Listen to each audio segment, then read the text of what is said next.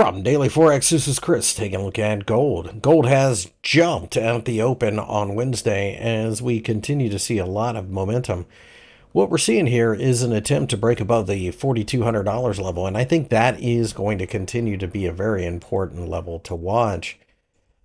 At this juncture, though, one thing that I'm really concerned about is that we are heading into the next couple of days, which are holidays. So trading will be limited in the futures market on Thursday, as it's Thanksgiving in the United States, and Friday will probably be somewhat thin.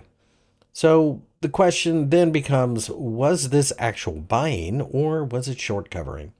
I suspect it's a bit of both, but I don't trust moves with low volume. And that's what we've seen in the gold market and even more so in the silver market, which is just absolutely ripping higher. I think the real signal will come on Monday once the full weight of the market is felt again. I certainly wouldn't short gold and do believe that pullbacks offer buying opportunities, but the last thing you want to do is go into a big position in gold at $4,220 and have to wait for a bounce as you find it at $4,175, which is something that could happen very easily.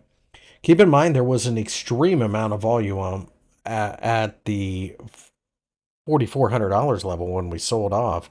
And again, we saw a pickup in volume near 4,200 as we sold off. So it'll be interesting to see whether or not the sellers return. Longer term, does gold go higher? I think so. But I am watching the $3,950 level because if we were to turn around and break below there, then it would be a very ugly turn of events. I don't really trust this rally. A lot of speculation as to what the Federal Reserve is going to do might be driving this. But the market's had the Federal Reserve wrong most of the last couple of years. So do keep that in mind.